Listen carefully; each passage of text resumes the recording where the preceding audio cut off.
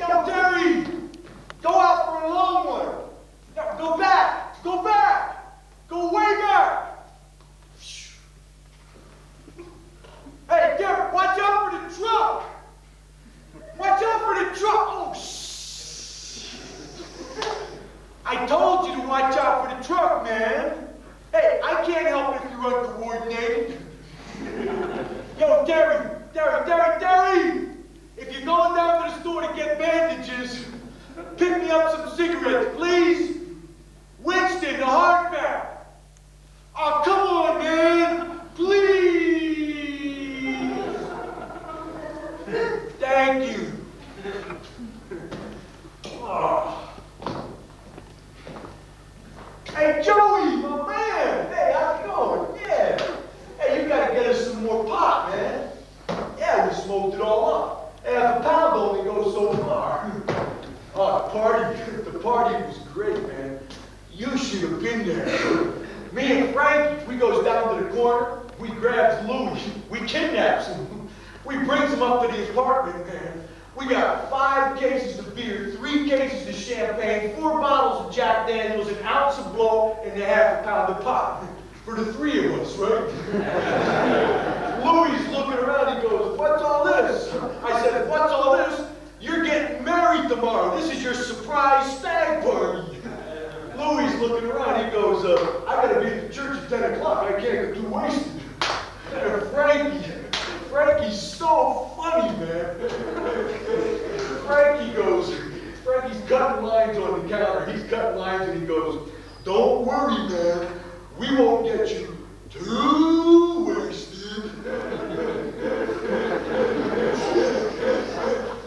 And Frankie, he's so cool, man. He goes like this. The bedroom door opens up, and these 3 beautiful babes come waltzing out of the bedroom wearing bikinis, man. You should have seen Louis' face. I thought he was going to cry. Huh? No, they're friends of Frankie's. He told them if they hung out for the night, he introduced them to Bruce Springsteen. I didn't even know he knew Bruce Springsteen. Huh? He doesn't? Ah, well, so anyways, we start the party, you know, champagne, cocaine. Frankie gets out these porno tapes, you know, warm up the ladies. You know, the nice ones, the kind of like stories. One of them was so funny, man. How did it go? Oh yeah, right, there's this girl, right? And this chick, she's in her house, she's ironing her clothes. And there's a knock on the door. And the guy outside goes, "It's the milkman, I have something for you." And he comes in. And I don't think he was a real milkman, Joey. They start doing it right there on the ironing board. Very sensuous, though, very nicely done, you know? Then he leaves, and there's another knock on the door. And the guy goes, "It's, wait a minute, oh yeah, it's the postman. I got something for you." And he comes in, and he's holding a package like this. And she opens the box up, and Joey, his dick's inside. What a riot, man. I would have never guessed in a million years. Huh? No, there's a hole in the box. And they do it. Then he leaves, you know, takes his dick with him. And then there's another knock on the door, and the girl goes, "Who is it?" And there's no answer. She goes over to look out the door. There's nobody there. She opens the door. Nobody there. She looks down.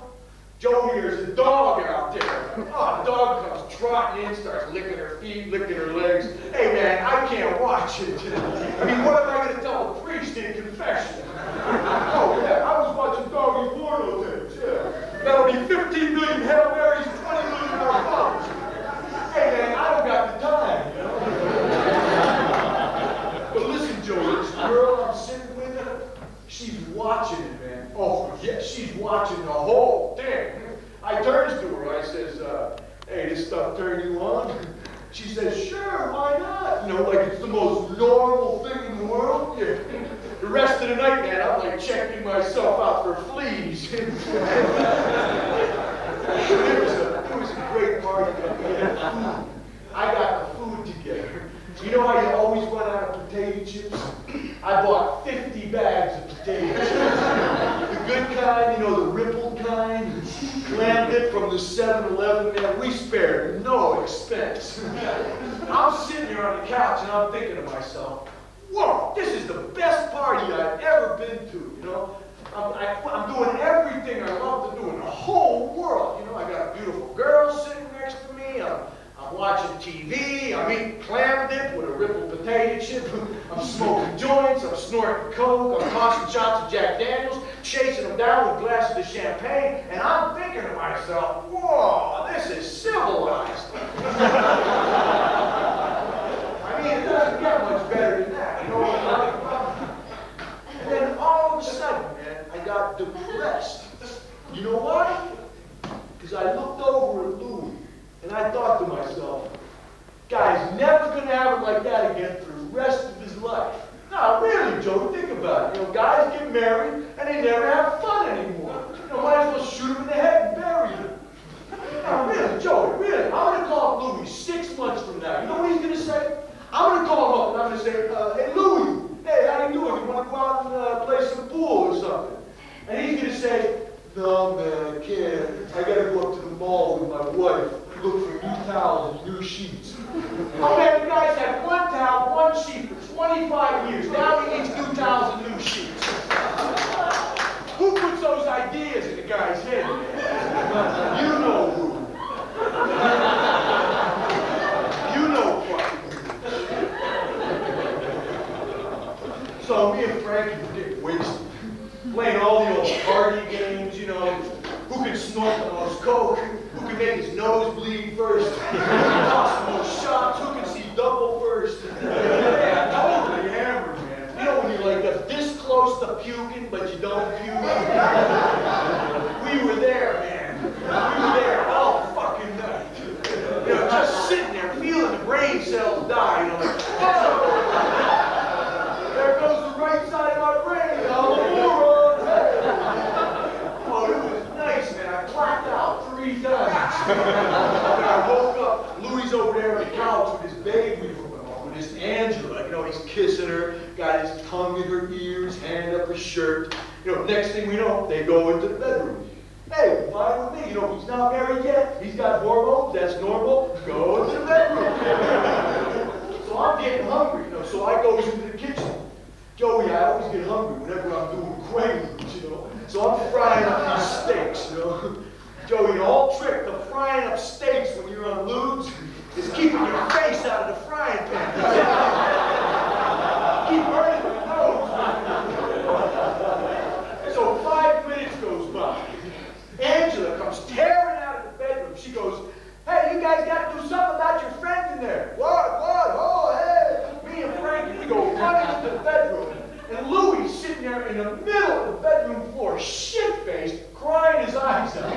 No, Joey, really crying. He's sitting there going, I changed my mind. I don't want to get married anymore.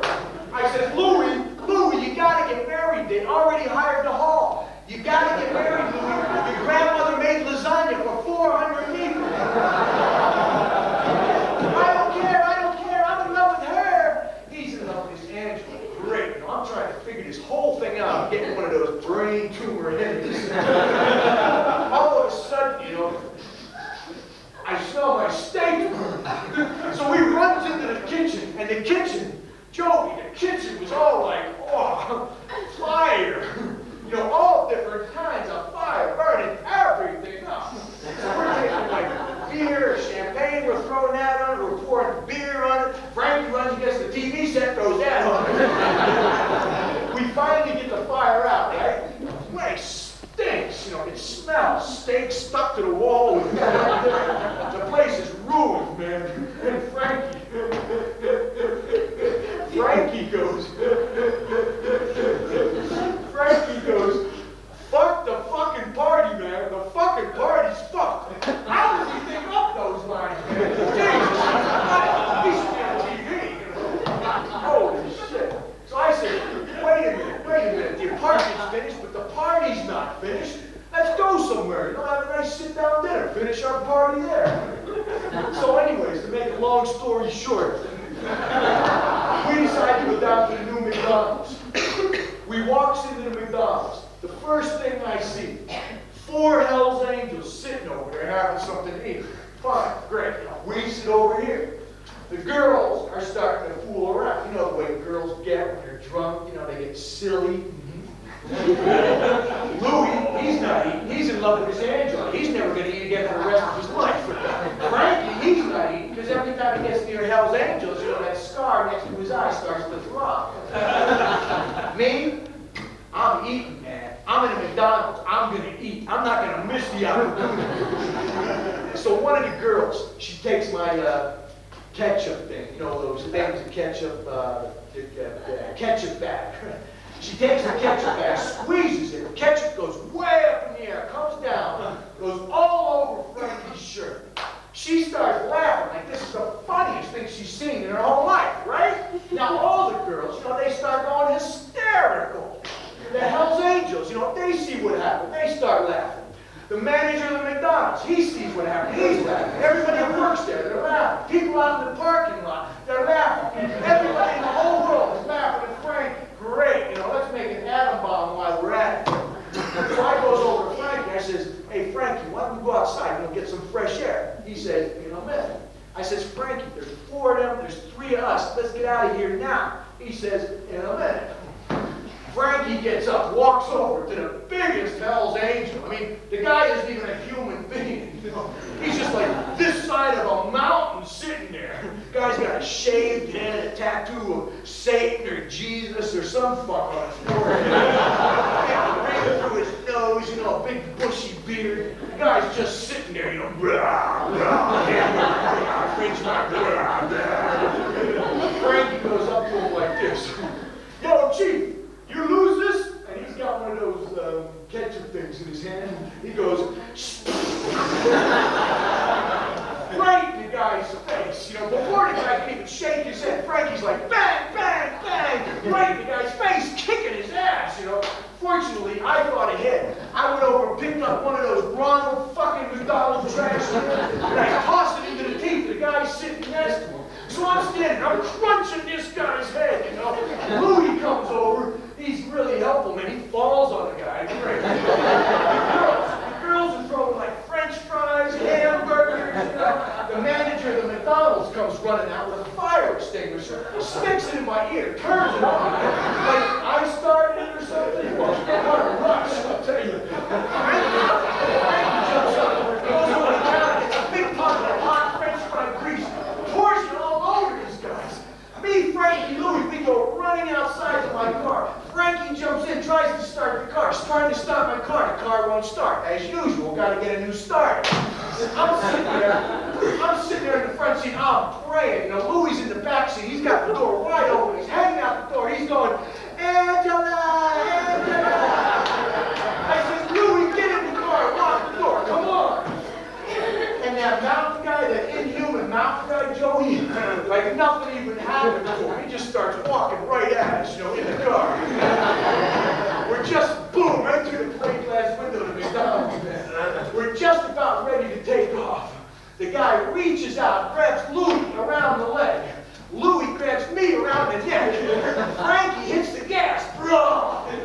We're dragging this whale all over the parking. Frankie's trying to scrape him off over the trash can, over the curb, over those little McDonald's bushes they got everywhere. Nothing's working, man. I says, Louis, hit the guy, kick him, do something, anything. And Louis, I don't know if he did this on purpose or what, Louis just turns around and pukes all over the house. He let go then, man. He let go then. Louis passes out in the back seat. We slam the doors shut, take off like a bat out of hell. It was fucking great, man. Oh, shit. Oh. But you know what was really great? You know, it was like the icing on the gravy. I'm gonna drive. We're like 5 miles away, you know, the action's behind us. We're not even going that fast, maybe 70, 75. I turns to Frankie, I says, Frankie, why did you start all that shit, man? I mean, we could have gotten killed back there. And you know what he says to me, Joey? He doesn't even look at me, he just keeps driving. You know what he says? Sometimes you gotta spit in the devil's eye just to make sure you're alive. Oh. Think about that, man. Oh. Hit my brain like a rock. You know, I'm sitting there, I looks at Louie passed out in the back seat, dreaming about towels and sheets. I looks over at Frankie driving the car, you know, smoking a joint, beer between his legs, the music's blasting. And I'm thinking to myself, yeah, man, yeah, this guy knows what he's talking about. You know? He's never gonna sell out. He's gonna live until the day he dies. Rock on, man, no surrender. Ooh. Yeah, it was great. We drove all the way out to the beach, man. Made a little fire on the beach. We just stayed up all night smoking them joints. Didn't even talk, you know. I thought about all night what Frankie said. Watched the sun come up. I thought about all the water in the ocean, man. There's a lot of water out there, man. And that water is like little drops. And I'm like a little drop of water in the world. So I might as well party, man. Might as well party. The sun comes up, Louie wakes up, stumbles down to the beach. He goes, I gotta be at the church at 10 o'clock. He's got puke all over him. He wants to go to church. So we throw Louie in the back seat of the car, start driving to the church, run out of gas about a mile down the road. No, we got there. We got there a little late, around 12:30. Yeah, they got to postpone it till next week. Big deal. It's okay. Louie's okay. Louie's grandmother had one of those little heart attacks. But listen, Joey, next week, Friday night, we're going to have another surprise stag party for Louie. Don't tell nobody, huh? Listen, Joe, one thing. If you're going to come, no girls. They cause too much trouble.